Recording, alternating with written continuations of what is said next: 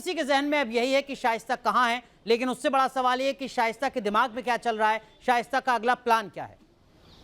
क्या कुछ इनपुट मिल पा रहा है पुलिस को?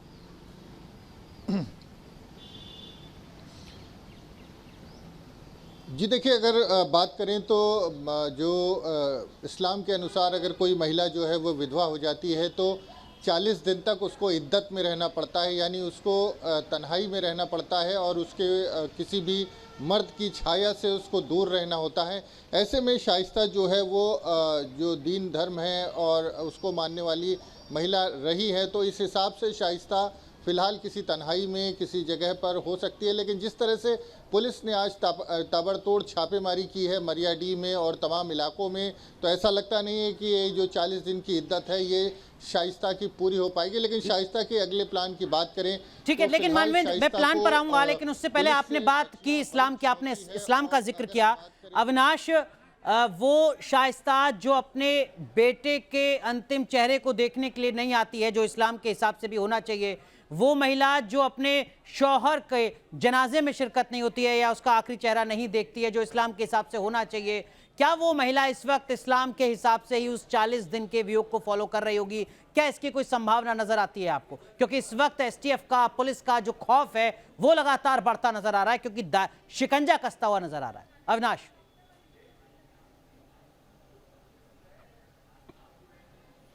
देखिए अनुराग, अगर शाइस्ता के गेटअप को देखें तो ऐसा लगता है कि वो एक धार्मिक महिला है, चूंकि वो बुर्के में रहती है, जो तमाम रीति रिवाज है इस्लाम के उसको फॉलो करती है। लेकिन जैसा कि आपने भी कहा कि जब असद मारा गया तो इस बात की उम्मीद थी कि हो सकता है कि शाइस्ता सरेंडर कर दे, लेकिन हुआ वैसा नहीं। जब अतीक अहमद की हत्या हुई, फिर अशरफ शाइस्ता का जो देवर था उसकी हत्या हुई, तब भी ये गुंजाइश थी कि हो सकता है कि वो पुलिस के सामने सरेंडर कर जो अंतिम क्रिया है उसमें शामिल हो, लेकिन शाइस्ता ने वैसा किया नहीं।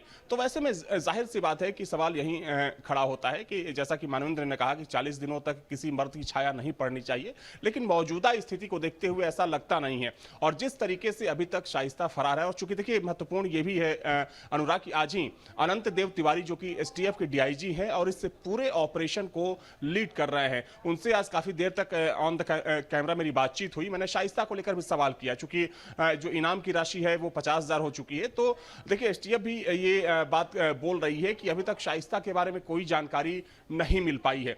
तो निश्चित तौर पर देखिए जिस तरीके से, चूंकि इस केस के जो मोस्ट वांटेड थे उमेश पाल हत्याकांड के, उसमें असद चूंकि मुख्य आरोपी था, असद और गुलाम वो मारे जा चुके हैं, लेकिन अभी तक शाइस्ता जो इस हत्याकांड के कुछ दिन बाद तक चूंकि वो रही वहां प्रयागराज में और अचानक से गायब हुई, लेकिन अब उसके बारे में किसी को कोई जानकारी नहीं मिल पा रही। तो देखिए इसके पीछे तो एक बात बिल्कुल साफ है कि बहुत सोची समझी रणनीति के तहत और एक पूरी प्लानिंग के तहत हो सकता है कि कुछ ऐसे हाइडआउट्स होंगे अतीक अहमद के बनाए हुए या फिर शाइस्ता परवीन के बनाए हुए जहां पर शाइस्ता छिपी हुई है। लेकिन देखिए अगर आप बोलेंगे तो कुछ ऐसी जानकारी चूंकि हमें मिली है जो हम अपने दर्शकों के साथ साझा कर सकते हैं। अविनाश जरूर बताइए वो कौन सी जानकारी है? अतीक अहमद के तमाम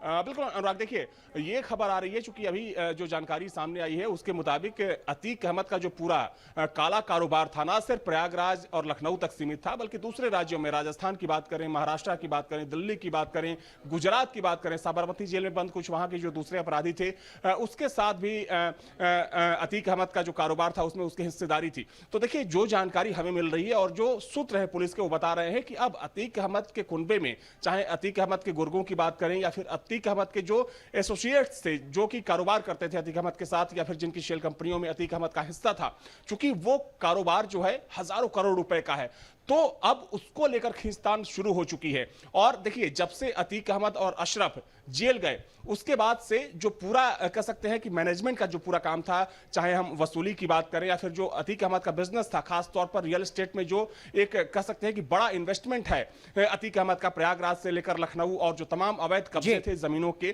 तो उसको शाइस्ता परवीन ही संभालती थी, चाहे अतीक अहमद के गुर्गों से बातचीत के जरिए या फिर वसूली। तो अब ऐसी जानकारी सामने आ रही है कि शाइस्ता जिस तरीके से फरार है उसके पीछे एक प्रमुख वजह यह हो सकती है कि जो अतीक अहमद का जो पूरा काला कारोबार है वो उस पर कोई कब्जा ना कर ले और उसको समेटने के लिए शाइस्ता इस वक्त पर्दे के पीछे है। और जो अतीक के दूसरे लोग हैं, हालांकि देखिए ये कहना गलत होगा कि अतीक अहमद का जो पूरा कुनबा है पूरी तरीके से ध्वस्त हो चुका है या पूरा बर्बाद हो चुका है, क्योंकि हमें याद रखना होगा कि ये वही अतीक अहमद था जिसकी तूती बोला करती थी प्रयागराज में और जिसके एक इशारे पर वहां गाड़ियों का पूरा एक काफिला तैयार हो जाया करता था, सैकड़ों की तादाद में लोग इकट्ठा हो जाया करते थे। लेकिन मानवेंद्र जो बात अविनाश कह रहे हैं इस बात में कितना दम आपको नजर आता है, क्योंकि आप तो प्रयागराज से ही रिपोर्ट लगातार करते हैं। क्या शाइस्ता इतनी ताकतवर एक माफिया की ताकतवर बीवी है जो अपने पति के, अपने शौहर के पूरे काले साम्राज्य को संभाल सकती है, संभालती रही है? क्या उसको अतीक के सारे राज के बारे में पता है? क्योंकि यहां में याद रखना होगा कि अतीक की जो चार्जशीट थी जिसमें अतीक ने कहा था कि मैं लश्कर और आईएसआई के संपर्क में था, पाकिस्तान से हथियार खरीदता था, उस चार्जशीट में शाइस्ता का जिक्र था। अतीक ने कहा था कि मेरे सारे हथियारों के बारे में शाइस्ता को खबर है। इस बात में कितनी सच्चाई है? क्या वाकई में शाइस्ता इतनी ताकतवर?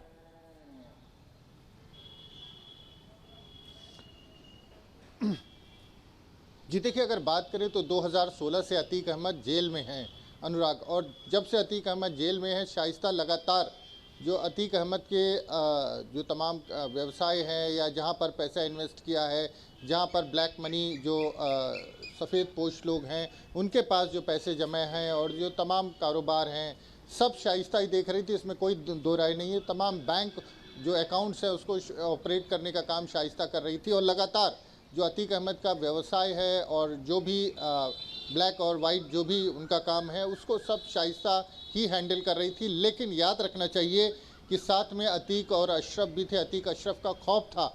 और एक बात आपको बताएं, अतीक अहमद के जीवित रहते ही जब से अतीक अहमद के बुरे दिन शुरू हुए तो तमाम ऐसे लोग हैं जिन्होंने अतीक अहमद के नाम पर पैसा कमाया, बड़ी धनराशि, सैकड़ों करोड़ रुपए, हज़ारों करोड़ रुपए की धनराशि कमाई, तमाम बड़े बड़े बिजनेस खड़े किए, अलग अलग शहरों में जो ब्लैक मनी है उसको रोटेट की, होटल खड़े किए। तमाम सफ़ेद पोश लोग हैं, उसमें कुछ नेता हैं, कुछ बिल्डर हैं। अभी हमने देखा कि 14-15 जो है वो सफ़ेद पोशों के यहाँ ईडी ने अतीक अहमद से कनेक्शन में छापा मारा। वो सब अतीक अहमद के जिंदा रहते ही, यानी किसी भी माफिया का यही अंजाम होता है कि जब वो कमज़ोर पड़ता है तो जो उसके साथी सहयोगी होते हैं वही तमाम लोग पैसा लेकर के अतीक को मुंह चिढ़ाने लगे। और अतीक के तमाम ऑडियोज़ जो आप सुनते हैं तमाम बिल्डर्स से, तमाम लोगों से, वो अतीक बार बार ये कोई रंगदारी तमाम जो ऑडियोज़ हैं उनमें नहीं मांगता, वो नज़र आता है। वो जो पैसा इन्वेस्ट किया है उनकी कंपनी में, जो ब्लैक मनी लगी हुई है, उसमें से चूँकि एक तरफ सरकार कार्रवाई कर रही है, तमाम अकाउंट सीज हो गए हैं, ईडी ने बड़ी कार्रवाइयाँ की हैं, तमाम भवन जो हैं, कोल्ड स्टोरेज जो है उनको डिमोलिश कर दिया गया है, लगातार पुलिस की छापेमारी पड़ रही। तो अतीक अहमद अपना पैसा तमाम लोगों से मांगता है लेकिन लोग देने को तैयार नहीं होते हैं। और ऐसे में जब अब अतीक अहमद और अशरफ दोनों जीवित नहीं हैं तो बड़ा मुश्किल है। अविनाश, जो बात मानवेंद्र कह रहे हैं उसका मतलब ये कि 2016 जब से अतीक जेल में है तब से अब तक लगभग 6 साल से शाइस्ता लगातार ये सारे अपने नेटवर्क को चला रही है। तो एक लंबा एक्सपीरियंस जरूर हो चुका है। हालांकि अतीक और अशरफ का हाथ जरूर था, खौफ जरूर था, जैसा मानवेंद्र कह रहे हैं, बिल्कुल वैलिड पॉइंट है। लेकिन क्या शाइस्ता का प्लान इस वक्त अपनी जो काली कमाई है, ब्लैक मनी है, उसको हासिल करना है, उसको किसी तरीके से इकट्ठा करना है, अपने पास पहुंचाना है, जो अपने हथियारों का पूरा नेटवर्क है उसको किसी तरीके से एकजुट करना है, या अपने शूटर्स की और दबंगों की, अपराधियों की जो फौज है उसको एक बार फिर खड़ा करना है? सबसे पहली प्राथमिकता इस वक्त क्या है शाइस्ता की?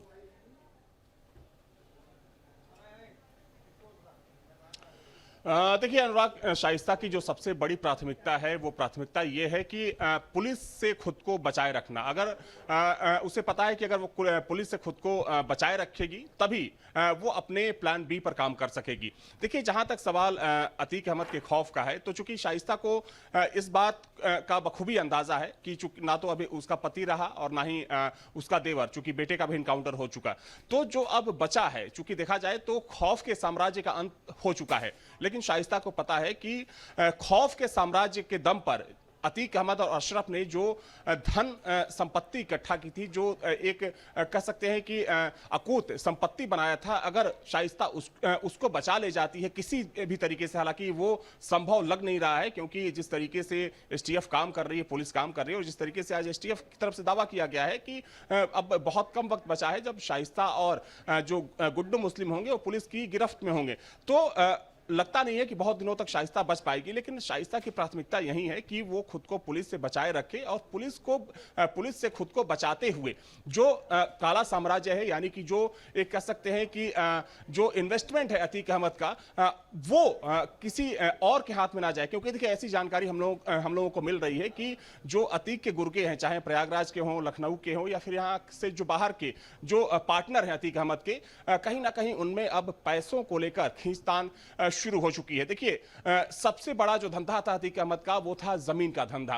प्रयागराज और आसपास के इलाकों में ऐसी कोई विवादित जमीन नहीं थी, चूंकि मानवेंद्र को बेहतर तरीके से इस चीज के बारे में पता होगी कि वहां जिस तरीके से जमीनों पर कब्जा किया अतीक अहमद ने, और एक कह सकते हैं कि अच्छा खासा रसूख बनाया रियल एस्टेट सेक्टर में। लखनऊ में मुझे याद है कि लखनऊ में इसी सीतापुर रोड पर चूंकि एक 8 करोड़ रुपए का बंगला था, वो प्रयागराज पुलिस ने कुर्क किया था। यहाँ चिन्हट मटियारी इलाके में एक खाली प्लॉट है जिसकी कीमत करोड़ों रुपए थी, तकरीबन 11 से 12 करोड़ रुपए, उसको अतीक अहमद की जो पूरी प्रॉपर्टी थी उसको पुलिस ने कुर्क किया। तो ये सिर्फ देखिए एक बानगी भर है, ऐसी अभी तमाम बेनामी संपत्तियां हैं अनुराग, जिसके बारे में लेकिन मानवेंद्र जो बात अविनाश कह रहे हैं वो तो अब शाइस्ता के लिए मुमकिन नहीं हो पाएगा कि जो तमाम अकूत संपत्ति है, विवादित संपत्ति है जिस पर अतीक ने कब्जा किया, उसको शाइस्ता वापस से अपने हाथ पे ले ले, क्योंकि वो तो यूपी पुलिस के रडार पर है, उस पर बुलडोजर चल चुका है, उसकी कुर्की हो चुकी है, उस पर तो अब शाइस्ता की तरफ से कोई एक्शन की उम्मीद ना के बराबर नजर आती है, शाइस्ता को भी उम्मीद नहीं होगी।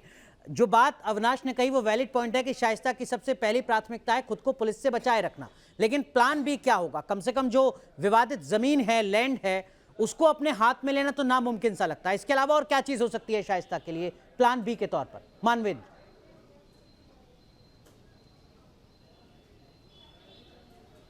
जी देखिए, शाइस्ता के लिए प्राथमिकता, जैसा कि अविनाश ने कहा, पुलिस से बचना बड़ी प्राथमिकता, और शाइस्ता को समय का इंतज़ार है। थोड़ा समय जब आगे बढ़ेगा तो शायद शाइस्ता को लगता है कि कुछ हाई कोर्ट वगैरह से कोई रिलीफ मिल जाएगी। अभी चूंकि बहुत ज़्यादा दबाव है तो अभी कोई रिलीफ जल्दी मिलनी नहीं है अगर अरेस्टिंग हो जाती है, तो ऐसे में शाइस्ता पुलिस से तो बचना ही है। साथ में जो बची खुची संपत्ति है, जो ऐसा लगता है कि उनके हाथ में है या उनको मिल जाएगी, उसको समेटना है। क्योंकि जो पार्टनर्स थे, चाहे वो सफ़ेद पोश लोग रहे हों, चाहे वो अंडर मानवेंद्र संपत्ति का मतलब, माफ कीजिए आपको रोक रहा हूं, संपत्ति का मतलब क्या आप कैश की बात कर रहे हैं, हथियारों की बात कर रहे हैं, या जमीन की बात भी कर रहे हैं, प्रॉपर्टी की बात कर रहे हैं, बिल्डिंग्स की बात कर रहे हैं?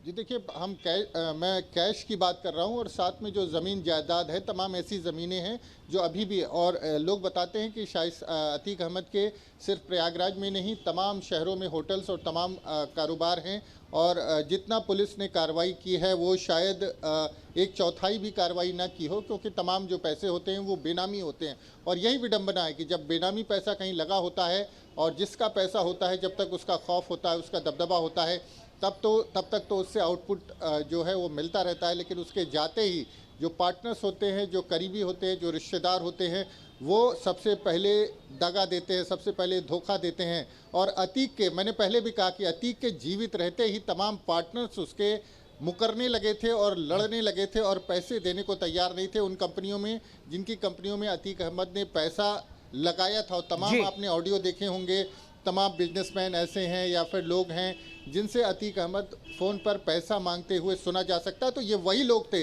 जो अतीक के बुरे दिन पर अतीक से मुंह फेर चुके थे, और ऐसे में जब अतीक अहमद जीवित नहीं है तो शाइस्ता के लिए लगभग नामुमकिन है उन लोगों से पैसा वापस लेना। तो शाइस्ता के लिए ये सारे दरवाजे बंद हो चुके हैं, लेकिन अविनाश, शाइस्ता के पास जो प्लान ए है जिसका जिक्र आपने किया, वो है सरेंडर करना। जाहिर सी बात है, पुलिस से संपर्क तो शाइस्ता करेगी नहीं, इसकी उम्मीद तो ना के बराबर है। शाइस्ता कोशिश करेगी कि अदालत में किसी तरीके से सरेंडर हो जाए। कितना मुश्किल होगा शाइस्ता के लिए अदालत में सरेंडर करना, खासकर तब जबकि एसटीएफ लगातार एक्शन मोड में है?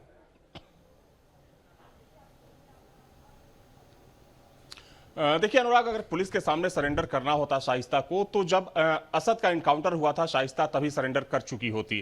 जब अतीक अहमद को मारा गया तभी शाइस्ता पुलिस के सामने सरेंडर कर चुकी होती।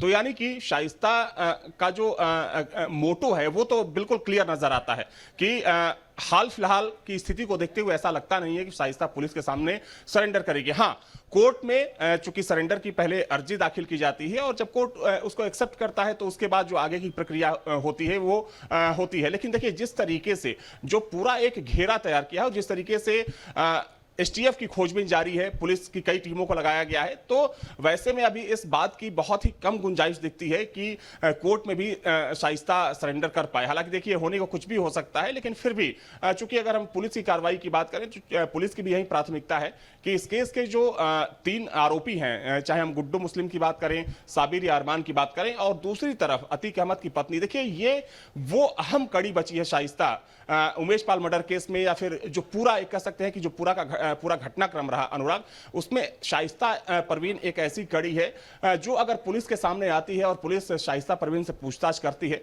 तो इस पूरे घटनाक्रम से जुड़े कई अहम और बड़े खुलासे हो सकते हैं। मसलन उसमें उमेश पाल हत्याकांड को लेकर, चूंकि देखिए जो बातें कही गई जब असद का इनकाउंटर नहीं हुआ था, उससे पहले जो तमाम रिपोर्ट्स आई, पुलिस की पूछताछ हुई, चूंकि सोर्सेस के हवाले से तमाम ऐसी खबर भी आई, उसमें यह बात सामने आई कि शाइस्ता को पूरी प्लानिंग की जो पूरा प्लान था उसकी जानकारी थी। लगातार शूटर्स से बातचीत भी हुई थी, उसमें कौन कौन शामिल होना था इसकी पूरी जानकारी थी।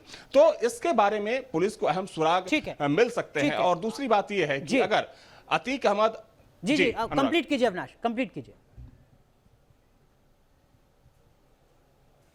जी मैं उसी बात पर आ रहा था कि और दूसरी बात यह है कि देखिए, अतीक अहमद और अशरफ को मारा किसने ये तो पता है कि ये 3 आरोपी हैं, तीनों वो वैसे आरोपी हैं जिनका कोई बहुत लंबा चौड़ा ट्रैक रिकॉर्ड नहीं रहा। हालांकि आज एसटीएफ ने कहा कि जब उनसे पूछताछ हुई तो उन्होंने कहा कि वो लॉरेंस बिश्नोई से प्रभावित थे, बड़ा डॉन बनना चाहते थे, टीवी पर आना चाहते थे। लेकिन अभी तक पुलिस ये पता नहीं कर पाई है कि आखिर इनके पीछे किसका हाथ है। एसटीएफ ने इस बात को कबूला कि हो सकता है कि किसी बड़े गैंग से इनका संबंध हो सकता है। मेरा सवाल यही था कि भाटी गैंग का नाम आ रहा है कि जो सनी सिंह है वो भाटी गैंग का आदमी है। तो अनंत तिवारी जो कि डीआईजी एसटीएफ के, उन्होंने कहा कि हो सकता है भाटी गैंग हो या कोई दूसरा गैंग। लेकिन पुलिस अभी तक कह सकते हैं कि आखिरी मुकाम तक नहीं पहुंची है कि कौन हो सकता है, राजनीतिक साजिश कौन सी हो सकती है। और जिस तरीके से शाइस्ता परवीन की एक चिट्ठी सामने आई जिसमें कि मुख्यमंत्री को संबोधित किया गया, उसमें शाइस्ता परवीन की तरफ से एक कैबिनेट मंत्री का जिक्र किया गया था। हालांकि देखिए, जब उमेश पाल का मर्डर हुआ था तो प्रदेश के जो कैबिनेट मंत्री हैं नंद गोपाल गुप्ता नंदी, उन पर आरोप लगाया गया कि 5 करोड़ रुपए के लेन देन का मामला है। तो देखिए, तमाम वो चीजें हैं। हालांकि देखिए, वो आरोप था, कोई तथ्य और सबूत यकीनन, लेकिन इन तमाम आरोपों के बीच मानवेंद्र, शाइस्ता को पकड़ना पुलिस के लिए कितना जरूरी है, और क्या शाइस्ता का पुलिस की गिरफ्त में होने का मतलब सिर्फ उमेश पाल मर्डर केस है या इसका दायरा कहीं ज्यादा बड़ा है?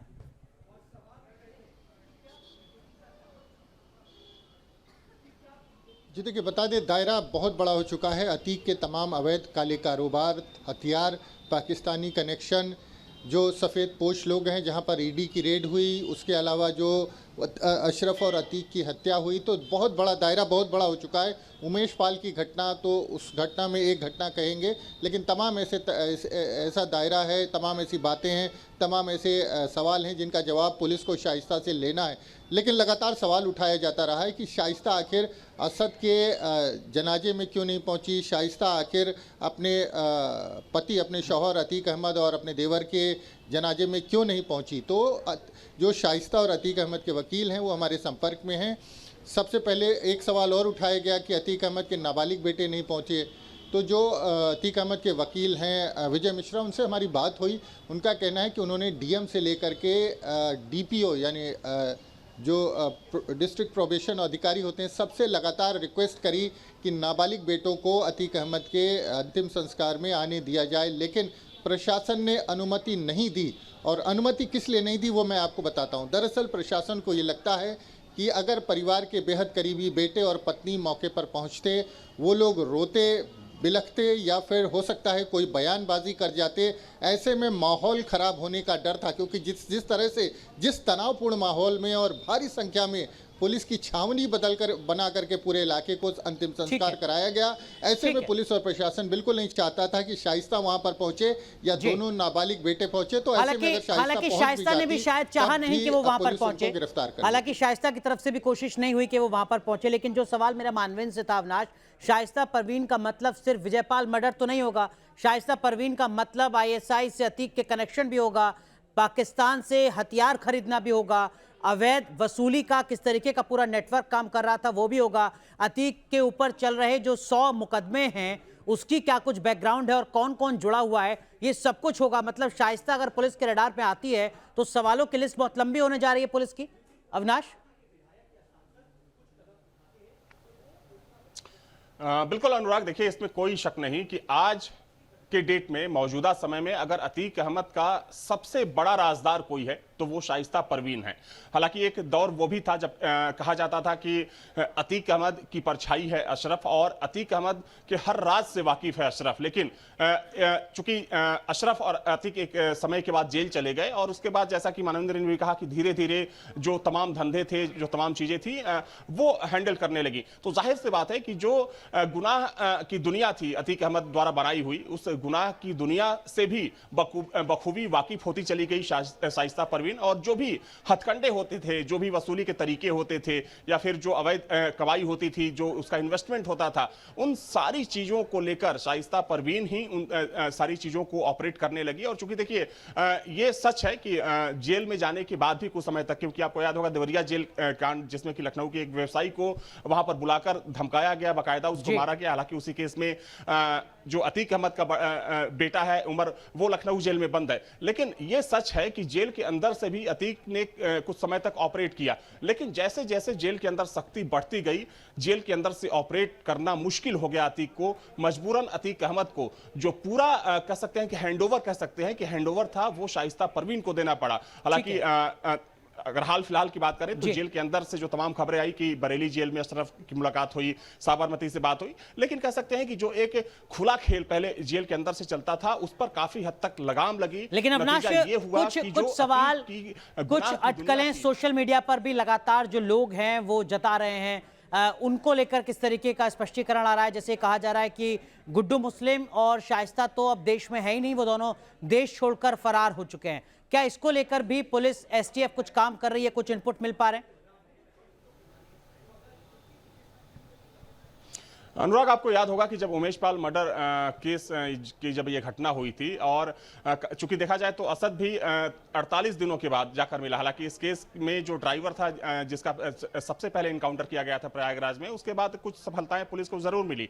लेकिन जब असद, गुड्डू मुस्लिम, साबिर और शाइस्ता नहीं मिल रहे थे पुलिस को, तब भी सोशल मीडिया पर और तमाम जो प्लेटफॉर्म्स थे उस पर ये बातें सामने आ रही थी कि हो सकता है कि नेपाल या फिर दुबई या फिर किसी और खाड़ी देश में इस वक्त असद और गुड्डू मुस्लिम और साथ में शाइस्ता बैठकर पूरी तस्वीर, पूरा नजारा देख रहे हो। लेकिन आखिरकार वही हुआ। क्योंकि देखिए आज जब मेरी बात हो रही थी अनंत देव तिवारी से, तो उन्होंने, मेरा सवाल उनसे यही था कि असद को आप लोगों ने काफी देर बाद चूंकि ट्रैक डाउन किया, तो उन्होंने कहा कि नहीं, इससे पहले हम कई बार असद के करीब पहुंचे। उन्होंने ये भी बताया कि जब असद को पुलिस तलाश रही थी तो मेरठ में असद के बहुत करीब STF पहुंच गई थी, लेकिन वो STF और पुलिस को चकमा देने में कामयाब रहा। तो ऐसा नहीं है कि इसको पुख्ता तौर पे कहा जा सकता है, या सोशल मीडिया या फिर जो तमाम अलग अलग प्लेटफॉर्म पर चीजें चल रही हैं कि विदेशों में हो भी सकता है। लेकिन जिन परिस्थितियों में असद का इनकाउंटर किया गया और जिस तरीके से, देखिए पुलिस कह सकते हैं कि बहुत कॉन्फिडेंट दिख रही है। पुलिस को ये लगता है कि आज नहीं तो कल शाइस्ता और गुड्डू मुस्लिम और जो दूसरे आरोपी हैं वो पुलिस की गिरफ्त में होंगे। तो पुलिस के कॉन्फिडेंस को देखने के बाद ये नहीं लगता है कि ये देश छोड़ने में अभी तक सफल हो पाए होंगे। हालांकि अमूमन विक्टिम कार्ड खेलने की कोशिश भी की जाती है सियासतदानों के द्वारा और उसमें कई बार वो सफल भी होते हैं। लेकिन शाइस्ता की जिस तरीके की पूरी हिस्ट्री सामने आई है उससे ये तो बात तय है कि लेडी माफिया, लेडी गैंगस्टर के तौर पर है शाइस्ता, कोई विक्टिम कार्ड यहां पर नजर नहीं आता है। मानवेंद्र, आखिरी सवाल संक्षेप में।